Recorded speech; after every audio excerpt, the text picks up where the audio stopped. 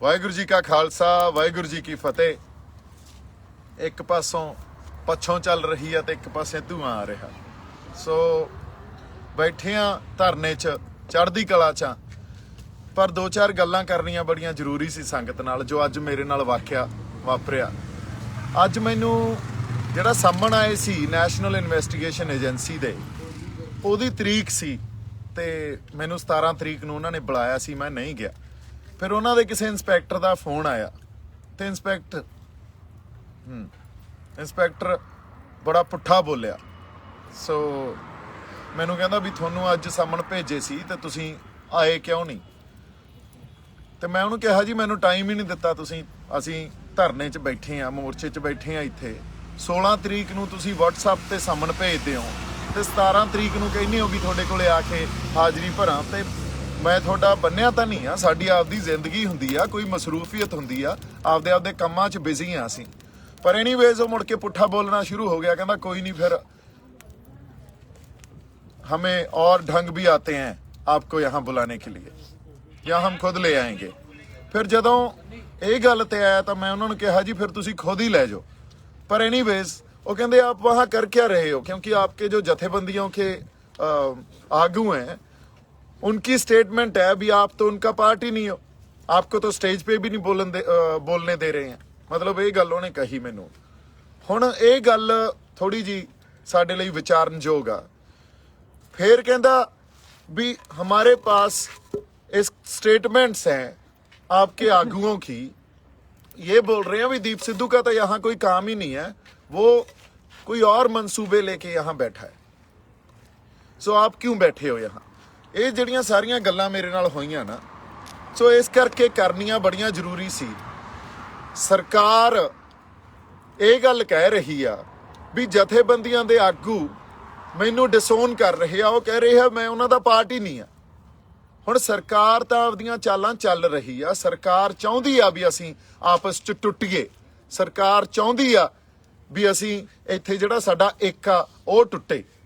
ਔਰ ਉਹਨਾਂ ਨੇ ਆਪਦੀਆਂ ਇਹੀ ਚੱਲਣ ਲਈ ਸਾਨੂੰ ਨੈਸ਼ਨਲ ਇਨਵੈਸਟੀਗੇਸ਼ਨ ਏਜੰਸੀ ਦੇ ਸਾਹਮਣੇ ਭੇਜੇ ਵੀ 15 ਤਰੀਕ ਦੀ FIR ਕੋਈ ਲਾਂਚ ਹੋਈ ਆ, 15 ਤਰੀਕ ਦੀ FIR ਦਰਜ ਹੋਈ ਆ। ਉਸ 15 ਤਰੀਕ ਤੋਂ ਪਹਿਲਾਂ 26 ਨਵੰਬਰ ਤੋਂ ਅਸੀਂ ਇੱਥੇ ਬੈਠੇ ਹਾਂ ਵੀ ਅਸੀਂ ਕਿਹੜੀਆਂ ਐਕਟੀਵਿਟੀਜ਼ 'ਚ ਇਨਵੋਲਵ ਹੋ ਜਾਾਂਗੇ। ਤੁਸੀਂ ਇਹ ਦੇਖੋ ਅੱਜ ਤੱਕ ਜੋ ਅਸੀਂ ਗੱਲ ਕੀਤੀ ਆ ਸਿਰਫ ਸ਼ਬਦਾਂ ਦੀ ਗੱਲ ਹੀ ਕੀਤੀ ਆ ਨਾ, ਅਸੀਂ ਆਪਦੀ ਆਵਾਜ਼ ਹੀ ਬੁਲੰਦ ਕੀਤੀ ਆ ਆਪਦੇ ਹੱਕ ਲੈਣ ਖਾਤਰ। ਸੋ ਅੱਜ ਸਰਕਾਰ ਨੇ ਮੈਨੂੰ ਇਹ ਗੱਲ ਕਹੀ ਵੀ ਜਥੇਬੰਦੀਆਂ ਦੇ ਆਗੂ ਸਾਨੂੰ ਇਹ ਕਹਿ ਰਹੇ ਆ ਵੀ ਦੀਪ ਸਿੱਧੂ ਤਾਂ ਉਹਨਾਂ ਦਾ ਪਾਰਟ ਹੀ ਨਹੀਂ ਆ, ਅਸੀਂ ਤਾਂ ਉਹਨੂੰ ਸਟੇਜ ਤੋਂ ਵੀ ਨਹੀਂ ਬੋਲਣ ਦਿੰਦੇ, ਉਹ ਇੱਥੇ ਹੋਰ ਮਨਸੂਬੇ ਆਪਦੇ ਪੂਰੇ ਕਰ ਰਿਹਾ। ਸੋ ਸਰਕਾਰ ਇੱਥੋਂ ਤੱਕ ਆ ਗਈ ਸਾਡੇ ਵਿਰੁੱਧ।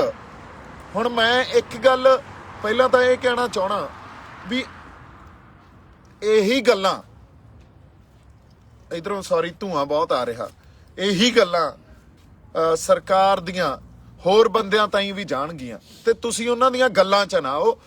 ਉਹਨਾਂ ਦੀਆਂ ਗੱਲਾਂ 'ਚ ਜਾਂ ਉਸ ਗੱਲ ਨੂੰ ਜੋ ਧਿਰ ਕਹਿ ਰਹੀ ਆ ਸੱਚ ਮੰਨ ਕੇ ਇੱਥੇ ਆਪਾਂ ਕੋਈ ਪਾੜਾ ਨਹੀਂ ਪਾਉਣਾ। ਆਪਸ 'ਚ ਆਪਾਂ ਇੱਕ ਹੀ ਰਹਿਣਾ ਤੇ ਇਸ ਏਕੇ ਨੂੰ ਬਣਾਏ ਰੱਖਣਾ।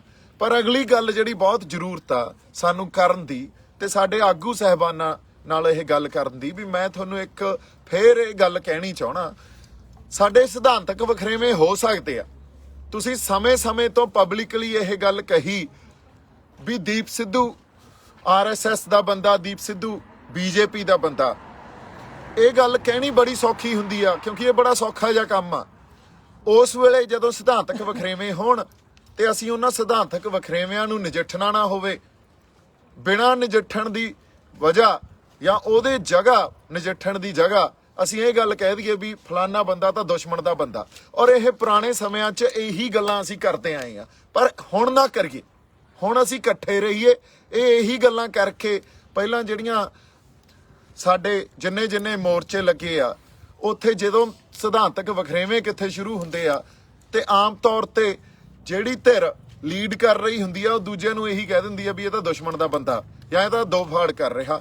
ਸੋ ਇੱਥੇ ਇਹੋ ਜੀ ਗੱਲ ਆਪਾਂ ਨਹੀਂ ਲੈ ਕੇ ਆਉਣੀ। ਇਹ ਸਾਨੂੰ ਆਪਸ 'ਚ ਵੀ ਸਾਨੂੰ ਸਮਝਣ ਦੀ ਜ਼ਰੂਰਤ ਆ ਤੇ ਸਾਨੂੰ ਇਹ ਗੱਲ ਵੀ ਸਮਝਣ ਦੀ ਜ਼ਰੂਰਤ ਆ ਵੀ ਇਹੀ ਗੱਲ ਦਾ ਫਾਇਦਾ ਸਰਕਾਰ ਚੱਕੂਗੀ।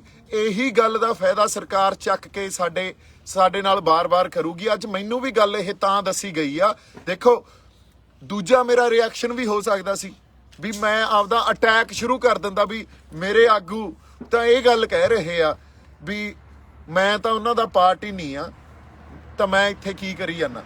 ਸੋ ਇੱਥੇ ਸਾਨੂੰ ਸੁਹਿਰਦਤਾ ਨਾਲ ਗੱਲਾਂ ਨੂੰ ਸਮਝਣਾ ਪਊਗਾ, ਉਨੀ ਸੁਹਿਰਦਤਾ ਨਾਲ ਉਹਨਾਂ ਗੱਲਾਂ ਨਾਲ ਡੀਲ ਕਰਨਾ ਪਊਗਾ।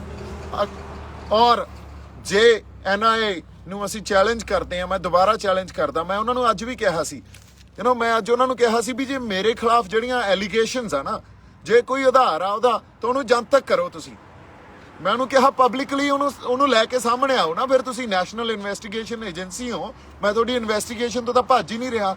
ਔਰ ਮੈਂ ਉਹਨਾਂ ਨੂੰ ਇਹੀ ਗੱਲ ਕਹੀ, ਹੁਣ ਤੁਸੀਂ ਉਹਨੂੰ ਪਬਲਿਕਲੀ ਲੈ ਕੇ ਸਾਹਮਣੇ ਆਓ, ਜਾਂ ਉਹਨੂੰ ਤੁਸੀਂ ਰਿਟਨ 'ਚ ਮੇਰੇ ਕੋਲੇ ਕੋਈ ਭੇਜੋ ਆਧਾਰ ਆ ਤਾਂ, ਤੇ ਮੈਂ ਉਹਦੀ ਰਿਪਲਾਈ ਬਣਾ ਕੇ ਭੇਜੂੰਗਾ। ਤੁਸੀਂ ਐਂ ਮੈਨੂੰ ਕਹੋਗੇ ਵੀ ਆ ਜਾ ਦਿੱਲੀ ਤੇ 17 ਤਰੀਕ ਨੂੰ ਤੂੰ ਆਇਆ ਨਹੀਂ ਤਾਂ ਤੈਨੂੰ ਚੱਕ ਲਾਂਗੇ।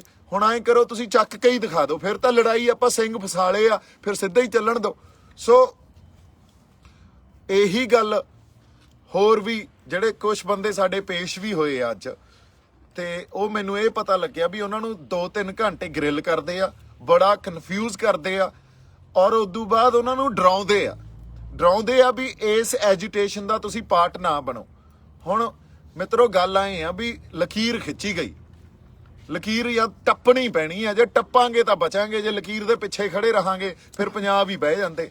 ਸੋ ਇਸ ਕਰਕੇ ਅੱਜ ਜੋ ਮੌਕਾ ਬਣ ਗਿਆ ਨਾ, ਹੁਣ ਮੌਕਾ ਬਣ ਗਿਆ, ਸਾਡੇ ਤੇ ਬੜੀਆਂ ਸਾਜ਼ਿਸ਼ਾਂ ਹੋਣਗੀਆਂ, ਬੜੇ ਹੋਰ ਜੋ ਇਹਨਾਂ ਦੇ ਪੈਂਤੜੇ ਆ, ਪੁਰਾਣੇ ਪੈਂਤੜੇ ਆ, ਉਸ ਢੰਗ ਨਾਲ ਸਾਡੇ ਤੇ ਵਾਰ ਵੀ ਹੋਣਗੇ।